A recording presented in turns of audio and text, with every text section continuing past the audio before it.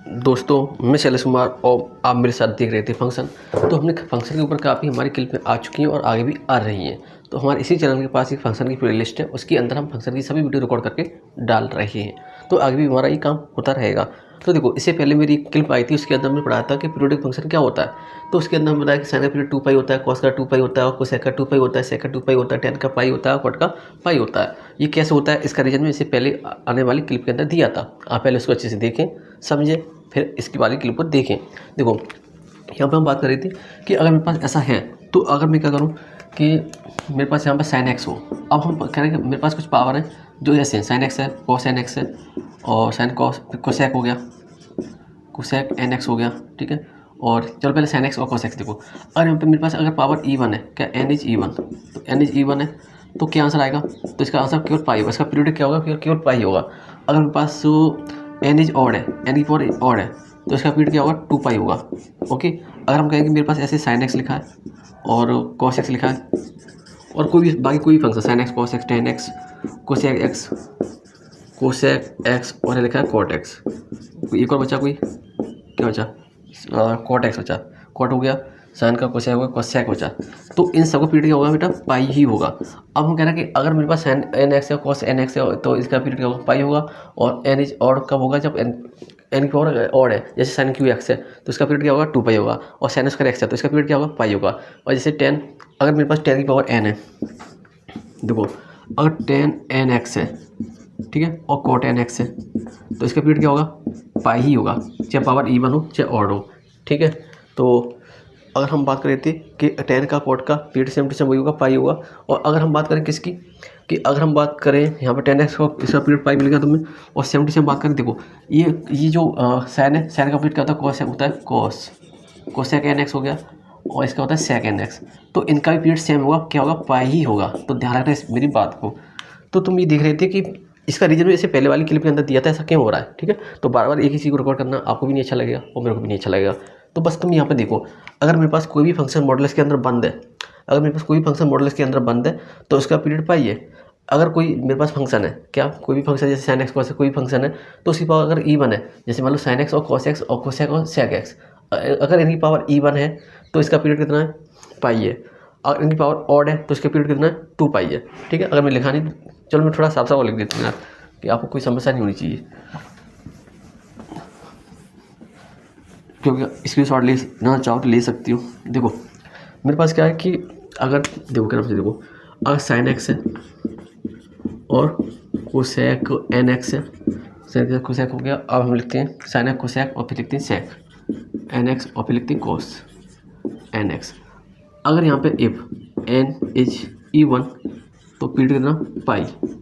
If N is odd, किताब के लिए मैं लिख दी, कभी लिखता नहीं हूँ, 2 पाई, ठीक है। अगर एन इज E1 तो पाई आंसर, और एन इज ऑड तो 2 पाई आंसर। अब एक और देखो, 10x की बात कर लें, 10x और कॉट टू 10x का क्या हो गया? कुछ गलत किया ना, 10nx लिखना पड़ेगा, ठीक है, कॉट nx, ठीक है। अगर ऐसा है और यहाँ पे पावर चाहे E1 में हो चाहे ऑड में, कोई फर्क नहीं पड़ने वाला, तो इसका पीरियड क्या है? हमेशा पाई है, ठीक है। अब तुम्हारे अगली वाले पे क्या, अगर मेरे पास साइन एन एक्स हो, कॉस एन एक्स हो, ये सब मोड के अंदर हो, कॉस एन एक्स हो और टेन एन एक्स हो, कॉट एन एक्स हो, कोई बच्चा सेक हो गया, क्या सेक नहीं हुआ, और कोसेक भी नहीं हुआ, सेक एन एक्स हो, और यहाँ पे कोसेक एन एक्स हो, कोसेक एन एक्स हो, तो इन सब का पीरियड क्या होगा? पाई होगा, पाई। तो हमने सभी फंक्शन के पीरियड निकालना सीखा और समझा। तो देखो, अच्छा निकालेंगे कैसे, ये मैं इससे पहले वाले क्लिप में बता चुका हूँ कैसे इसे समझ रहे थे। तो अभी यहाँ पर रिजल्ट लिखे हुए हैं, तो देखो हमने कोई नंबर छोड़ा तो नहीं, हाँ कोई नहीं छोड़ा है, तो ठीक है। अब देखो यहाँ पे आता है कांस्टेंट फंक्शन। तो कांस्टेंट फंक्शन के बारे में मैंने पहली वाली क्लिप में भी यही बोला था कि वो पीरियोडिक होता है, लेकिन इसका कोई फिक्स पॉइंट नहीं है किस पॉइंट तक वो पीरियोडिक है। तो याद रखना, अगर क्योंकि एग्जाम के अंदर ये पीरियोडिक फंक्शन अब तक पूछा नहीं है, तो हो सकता है कि आप इसको एग्जाम के अंदर पूछ ही ले जाए। तो पूछेगा कि कांस्टेंट फंक्शन पीरियोडिक है, हाँ सर है, लेकिन इसका कोई नो फिक्स पॉइंट, इसका कोई फिक्स पॉइंट नहीं है, मतलब ये पता नहीं कहाँ तक जा रहा है, हमको नहीं पता। तो हम क्या देते हैं कि देखो सर आपका ये फंक्शन तो पीरियोडिक है, लेकिन पता नहीं कहाँ तक, किस वैल्यू पर। तो एक और इसी बात पर ऐसे ऐसे क्वेश्चन कहाँ मिलेंगे, तो मेरे इसी चैनल के अंदर एक शॉर्ट ट्रिक के नाम से पूरी लिस्ट है, उसके अंदर हमने इसी फंक्शन के कई सारे क्वेश्चन किए बाय शॉर्ट ट्रिक से, पीरियड निकालने के, ठीक है। ये पीरियड तो चला था। अच्छा, अभी आपके सवाल मेरा ये होता है कि मेरे पास sin x का क्वेश्चन है, ये sin x का ग्राफ है।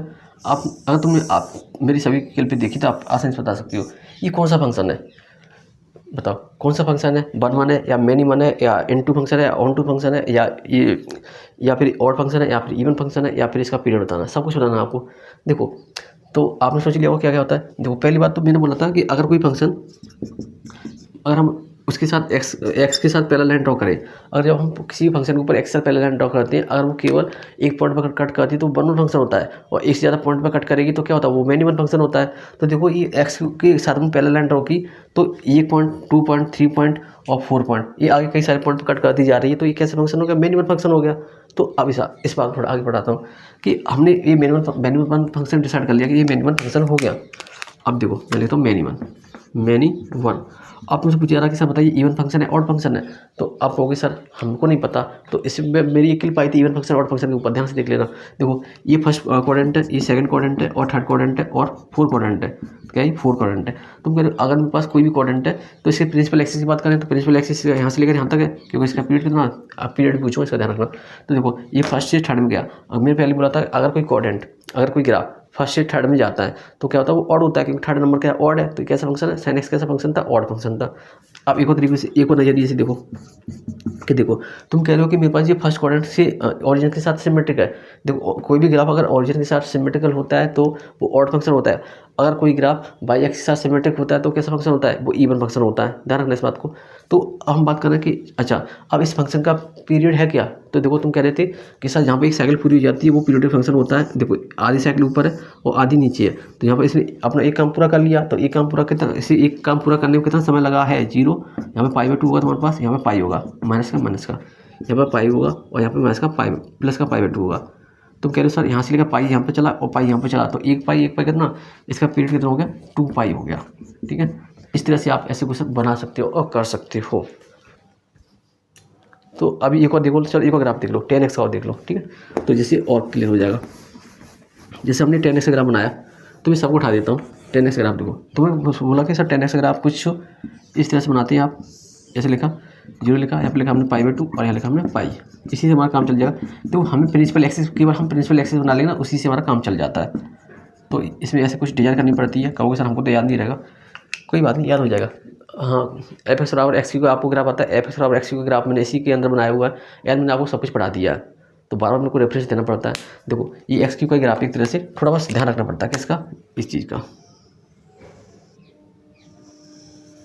ठीक है, अब बात हो रही है कि यह फंक्शन है। हाँ सर फंक्शन है। अच्छा फंक्शन होता है तो हम बोलते हैं कि अगर हम वर्टिकल लाइन ड्रॉ करें और वो किसी एक पॉइंट पर कट करेगी तो फंक्शन होता है।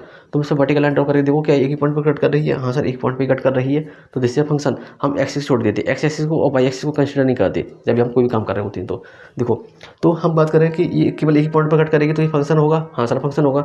अब बताइए कौन सा फंक्शन है, 1 या मैनी वन। तुम कह रहे हो सर आपने अभी जस्ट बताया था कि अगर कोई फंक्शन होगा 1 या मैनी वन, तो अगर हम एक्स के साथ पैरेलल लाइन ड्रॉ करेंगे, अगर वो एक पॉइंट पर कट करेगी तो वो 1 फंक्शन, और अगर एक से ज़्यादा पॉइंट पर कट करी तो वो मैनी वन फंक्शन।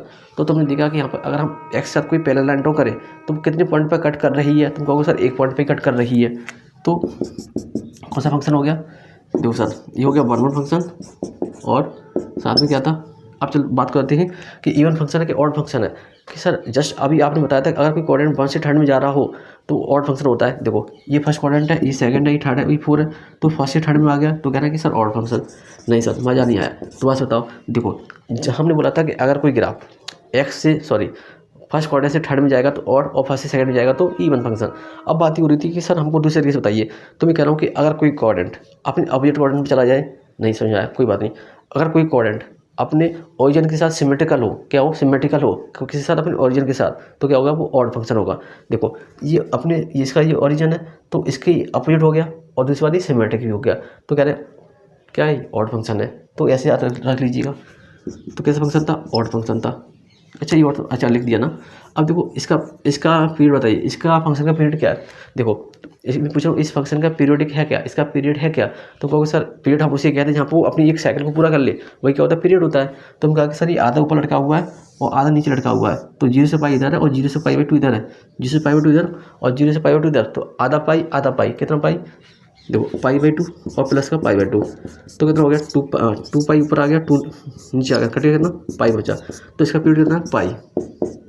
तो मेरे भाई मैं इसलिए आपके लिए इतनी मेहनत कर रहा था कि आप ऐसी चीज़ें आसानी से निकाल सकें कि इसके एग्जाम के अंदर क्वेश्चन आते हैं। अच्छा मेरा क्वेश्चन आपसे कि आप मुझे बताइए कि साइन एक्स का, कोसेक का, सेक का, साइन का, कोसेक का और सेक का, टेन एक्स का, तो इसका किसका पीरियड 2 पाई नहीं है? सेक, कॉस, कोसेक और टेन एक्स, कौन सा वाला फंक्शन है जिसका पीरियड 2 पाई नहीं है? तो आपका जवाब होगा टेन एक्स। टेन एक्स का पीरियड क्या होता है? पाई होता है। तो आप ऐसी हमारी क्लिप को देखिए, समझिए और आगे बढ़ें। आगे बढ़ने की बात यह है कि आप अगर आप समझेंगे तभी आप इस चीज़ को पढ़ा पाएंगे, क्योंकि यहाँ पर पूरा फंक्शन चलता है ग्राफ के ऊपर। अगर आपको ग्राफ अच्छे से आते हैं तो आप बहुत कुछ कर सकते हैं, अपनी ज़िंदगी में जी सकते हैं, मज़े कर सकते हैं और मज़े ले सकते हैं। अब मिलेंगे आपको नेक्स्ट वीडियो के अंदर।